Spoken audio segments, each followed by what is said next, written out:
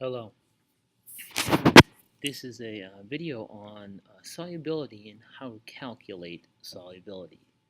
Unlike most all the other concentration terms, including molarity, molality, and others, solubility is a explains only saturated solution. So your solution has to be at the saturation point, the maximum number of solute you can dissolve in a given amount of solvent. That's what the solubility term, using it as a concentration term, provides. Specifically, solubility is equal to the grams of solute over 100 grams of water. Most of the time, they use water. Now, it's kind of funny. You would think it would be grams of solute over 1 gram of water, which is the solvent.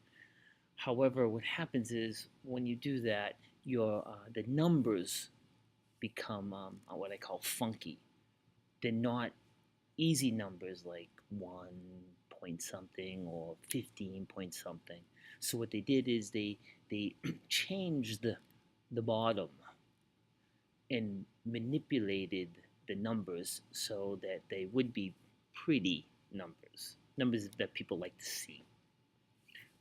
So that's why it's that weird 100 grams of water or 100 grams of solvent. To do solubility questions, usually you need to know what the solubility is, i.e., how much solute in grams do you need to put into 100 grams of the solvent, which is usually water. So you need a table because it's temperature dependent, and you should either have known that by now because you watched the video on the effects of temperature on solubility, or you're going to be watching it. So you need a solubility table, or it's usually what they call a solubility curve, which I have one right here. This is not the one you're going to use in the calculations. There's another one that you should be using, which looks like this. And the reason why we're using this one is it just has more substances, and it has more temperature. So, but this kind of is what all solubility curves look like. On the y-axis is the solubility, which is the number of grams of that solute you can put into 100 grams of water. So as you can see, it depends on the substance, and what you simply do is they always must give you the temperature. So you go over here and find the temperature. And sometimes you have to interpolate, which is be able to figure the numbers in between the big marks or hash marks. So you have to find the temperature, then you just run up to the line and look, and where it touches the line, you go over and find the solubility. And that's the solubility, how many grams of solute you need in a given amount of solvent, in this case water. Therefore, the line is an infinite number of saturation points, each for a specific temperature. So at each temperature, whatever that temperature is, there is a given amount of solute that you can put into a specific amount of solvent. For the solubility curve, it's 100 grams of the solvent, which is water. And it changes as temperature changes, you can see. Some go up and some go down. Again, you'll be able to explain it once you see the video on temperature effects of solubility. So again, we're going to be using the bigger solubility table, this one right here. Okay, what I just put up, so you should have it printed out or have access to it. So this is an example of the types of question you're going to get for solubility. How many grams of the ammonium chloride do I need to add to 325 grams of water to make a saturated solution at 45 degrees C?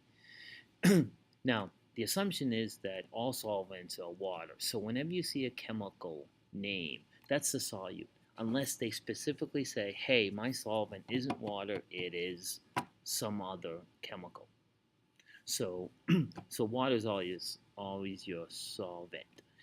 So capital S's solubility is equal to grams of solute, 100 grams of water. So therefore, you're going to have to figure out what substance you're looking for, and they ask for the grams of ammonium chloride. So you're going to change this equation to get x by itself is equal to that. Now you need, you know how many grams of water you have. That's what that is. So you declare your variables. So you need a solubility. So you need your table. So therefore, you come over and find the solubility table. It's ammonium chloride, NH4Cl, at 45 degrees C. So you go to 45 degrees C, which is halfway, and then you look for your your NH4Cl. So you go straight up and over, and you can see that it's less than 50. So I'd say, what did I say here? I said it's 48. Could you have 49? Sure. Okay. But you couldn't have much more than that. So what it's saying is that at that temperature, you can put in 48 grams of ammonium chloride per every 100 grams of water. So that S goes right here. You know how many grams of water you have? So therefore, you plug in, and you get, is your equation, plug in 156.0 grams, which is 156 grams. And that's how you figure it, do a solubility calculation. Now, sometimes they're just looking for the solubility itself. So what they have to do is they have to give you the grams of solute, and they have to give you how much water. Now, when you do that, you got to be careful, because you can't simply divide it. Okay? Because if you divide it, you get grams of solute. They get a number, grams of solute, over grams of water. But that number is 1, not 100. So when somebody asks you for the solubility and they give you the grams of solute in 100 grams of water, you have to first change that grams of water and make it into 100 grams of water. So therefore, you need to, well, basically what you do is you put it into